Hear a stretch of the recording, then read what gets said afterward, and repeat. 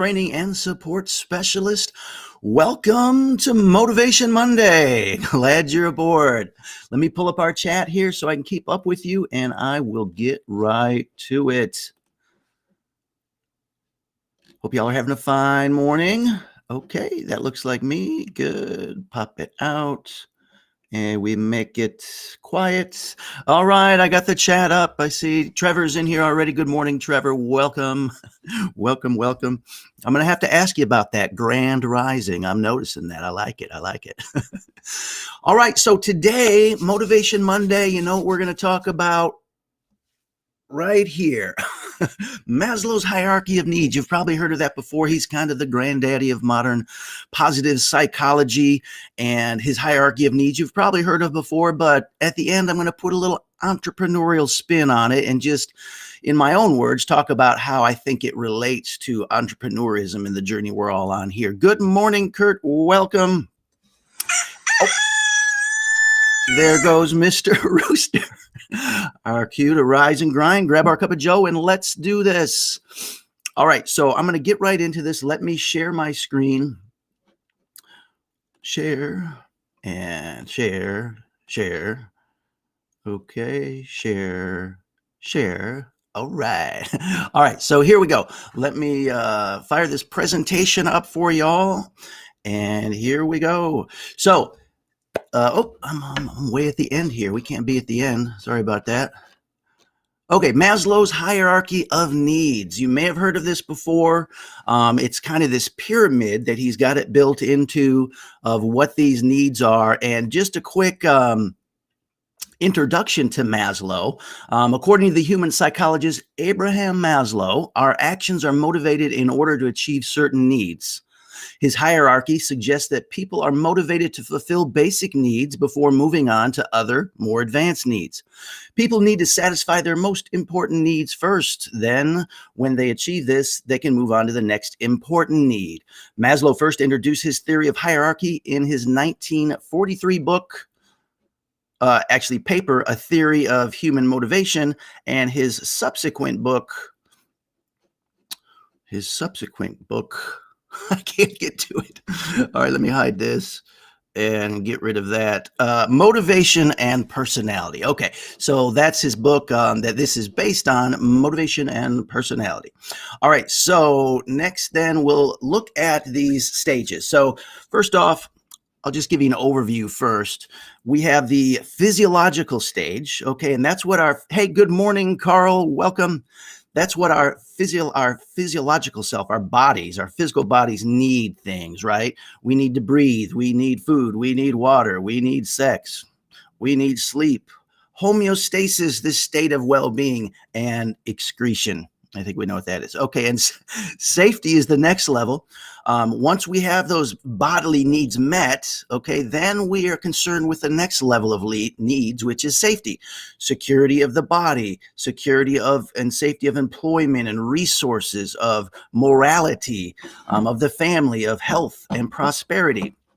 So then next is this love and belonging phase. So once we get past this physiological and this safety phase, then we tend to want to fulfill the next stage, which is love and belonging, where we find friendship, family, sexual intimacy, and so forth. And then the next stage is esteem. Okay, after we have the needs below fulfilled and satisfied, the next one would be esteem, self-esteem, confidence, achievement, respect of others, and respect by others. Okay, and then lastly, self-actualization. And I'm not sure, Maslow may have coined this term, morality, creativity, spontaneity, problem solving, lack of prejudice, acceptance of facts. So that's kind of the an overview of his little pyramid here of his hierarchy of needs. So we'll look at each of these stages just a little bit, and then I'm going to relate it all to being an entrepreneur. So the first stage of this hierarchy is the physiological stage. This stage required to sustain life includes breathing, excretion, desire for food, water, sex, sleep, and homeostasis. These are considered to be the basic needs of human life. Maslow's theory suggests that if these fundamental needs are not satisfied, one must surely be motivated to satisfy them. Higher needs are not recognized until these basic needs have been satisfied. Okay, so this is giving away just a little bit of how I'm going to relate it to business and entrepreneurism here, where it says at the end here, higher needs are not recognized until the basic needs have been satisfied. So these, and any need up here, if the need below it has not been satisfied yet, you can barely recognize the need for the thing. Okay, so we're going to put that on the shelf and bring that back out here in just a second. Okay, next, safety stage is number 2, and that's once our physiological needs have been met, attention and desire turns to safety and security. In order to be free from the threat of psychological and physical harm, such needs may be fulfilled by living in a safe area, financial reserves, job security, good health. I'll just highlight this one, job security. That seems like an oxymoron. According to Maslow's theory, you cannot move up the pyramid to the next stages if you feel threatened. Once the threat has been addressed, one can then move up the pyramid. Okay, so these can be considered threats if you don't feel safe in where you live, if your financial or your employment or your health does not seem to be in a safe, secure position. It's hard to move up the pyramid. Okay. The love and belonging stage, number 3. Once a person has met the lower physiological and safety needs, the higher needs can be addressed. This begins with the love belonging stage, which can also be referred to as the social needs stage. These are the needs related with the interaction and include family, friends, friendship, and sexual intimacy. So this love and belonging, just notice how high up it is. This is number 3. It's like right in the middle. And think about all the people that could be really missing out on all these things. These are the great things of life here, friendship, family. And if they don't have their lower needs satisfied, they never get to the point where they think, hey, I've got to fulfill these love and belonging needs, okay?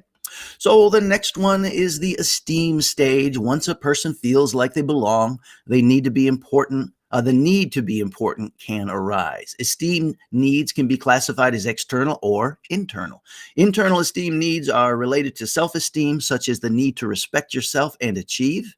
And the external esteem needs are those such as social status, reputation, and recognition. So we do have this need, right, after our lower needs are fulfilled, to have this esteem, to be, how do they say, the internal and external, related to self-esteem, the respect you have for yourself and your achievement, and also the external esteem associated with your reputation and recognition. Okay.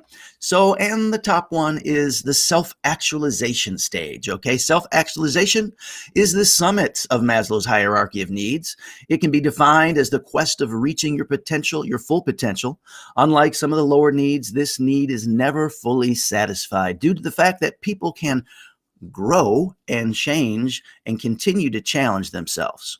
People in this stage tend to have needs such as morality, creativity, spontaneity, problem solving, lack of prejudice, acceptance of facts, truth, justice, wisdom, and meaning. Hey, good morning, Judy. Yes, I love this Maslow teaching too. Very good, very good.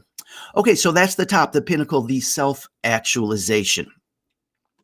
Okay, so this quote I have right here kind of sums up Maslow's theory in just one little quote. It is, what one can be, one must be. What one can be, one must be. Okay. If one is a musician, they must play music in order to be fulfilled. If one is a painter, they must paint. If one is an entrepreneur, you must build businesses, okay? Here's where we're bringing it in to the business stage, okay? So let me move on one more, and this is just kind of a more fun little chart here of the hierarchy of needs. So, here's that book again if you're interested, Motivation and Personality, okay? It came out in 1954. Okay, so here's what I want to kind of unpack just a little bit as far as being an entrepreneur, okay?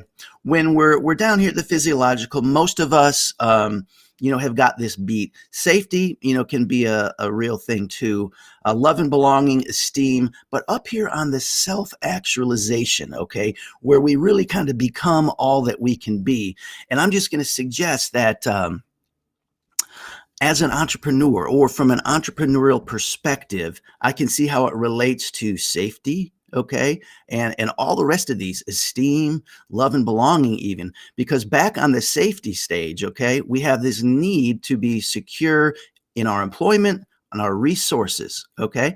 Now, uh, resources and employment, they kind of go together. You don't need employment if you have enough resources, right? Resources are money. Not to say that you won't have work to do. As an entrepreneur, we're always trying to seek out opportunities. If you're the kind of person that you just see opportunities in the marketplace all over the place, you are an entrepreneur, and you will have this need that you need to fulfill, and that is to be independent. Okay, there is no such thing as job security. I don't know if you've noticed, but when you have a job, you are not secure. You're rather dependent. You're not building your dream, you're building your employer's dream. And don't get me wrong, they can be symbiotic. As you're building your employer's dream, you can at the same time be building your dream. But if you're really an entrepreneur deep down, there has to come a level where you don't need employment for security. You don't need a job to feel secure as far as your resources go. Okay. The best of both worlds is to have both, to maybe be employed and at the same time have your own thing. So your resources are really, really flowing. And that way you can maybe help your employer along the way as well. But this idea that it's hard for people to really enjoy the pinnacle of life, okay, and be fulfilled up here is where we're all need to head. We need to go into self-actualization. If you get stuck in one of these lower levels, you have lived an unfulfilled life, okay? So for me as an entrepreneur, I just can't really feel this sense of security unless know that I have the tools, right, and the experience to create resources, to create income, to create cash flow revenue. Okay, so I just see this as a big part of what holds people back, okay, in our kind of job society. The way our society goes, at least here in America, and I know I've got a global audience here. So here, you've got the American dream, and it's kind of you can't read anywhere the definition. What is the American dream, right? But it's just kind of society comes up with this groupthink idea that what it is to be successful in America and have that American dream is to, go to college after high school, or maybe start a business after high school and just start getting stuff, pile up all the things. Pile up all the things and, get a good job. Okay, that's the big thing. I kind of misspoke there. Society totally pushes people not towards starting a business, but towards getting a job. That's what our whole secondary education system is based on, how to get into college so you can get a good job and work for an employer. And it's really kind of not fulfilling, or does not serve the entrepreneurs. If you have the entrepreneur gene like I do, it just doesn't serve you well. Now, I went to college. I graduated with a bachelor's degree. I'm super fortunate. But, I, like most of the best things in my life, I feel like I just stumbled butt backwards into them, right? I wasn't really college bound out of high school. I wasn't college bound in high school. It just kind of happened. And all throughout my college career, it was all about me, finding the better way to hack. I wasn't a learner really, I mean, I got through and I did it and I got my education, and I'm super thankful that I did. But that entrepreneur part of me was always down there knowing that, this isn't all about me going to college so my financial house will be secure forevermore. Because if you haven't realized that yet, that just does not happen. Okay. And I'm not poo-pooing college again, because I had a great experience. It's super expensive. I will poo-poo the idea of going in debt for college. I worked full-time, nearly full-time, as full as I could through most of my college career, still came out with a bunch of debt. So anyway, I just wanted to point this out because if you're part of this group, you probably have that entrepreneur gene and you could be a little hung up somewhere down here, and even somewhere down here in the safety. So that's why I believe that it is essential for us entrepreneurs and for us to spread this message. It is essential for us to preach the true safety and help people see that real safety of resources is going to come from inside you. It's not going to come from being dependent on someone outside of yourself, like an employer. It's going to become dependent on you and your ability to create cash flow and revenue. So let me exit this and let me go back to here and stop my screen share. If I can find how to stop my screen share. Yeah, that did it. Okay, so that's it. Just a little bit of Monday motivation for you, my friends. Maslow's hierarchy of needs is really a classic, and we were able to go through it real quick there just to kind of see. I see a lot of truth in this. This is what people focus on in life. You have to. It's your needs, and the point is, we want to get to the point up here, to the self-actualization, and money and income is a big part of that. Often people will try to poo-poo that idea and say, oh, just do what you love and the money will follow. Okay, I've heard that a couple thousand times. But let me tell you, if you take care of your money, if you take care of that number 2 level where you have safety in your resources by learning the tools, learning the skills to generate revenue, and that's what we're all about here online with Builderall. When you do that, I think then you really have an opportunity to have a fulfilled life, not because you have more money to get more things, but because now that safety level is really secure. You feel secure in that because you know I can create cash flow. I don't have to be dependent on other people. Once you have that, then I think people can flourish and really the world can be a better place. So it's not just about selfishly, he who dies with the most toys wins. It's about we want to move to the pinnacle of human experience, to self-actualization. And without our safety of resources, that is not going to happen. All right, my friends. Well, I hope this wasn't too deep for you. I hope somebody enjoyed this. I know I did. So I'm going to recommend that until tomorrow, which is Tuesday, I'll be back at 9 a.m. with some Builderall training. Let's build it with Builderall. Ciao for now, friends.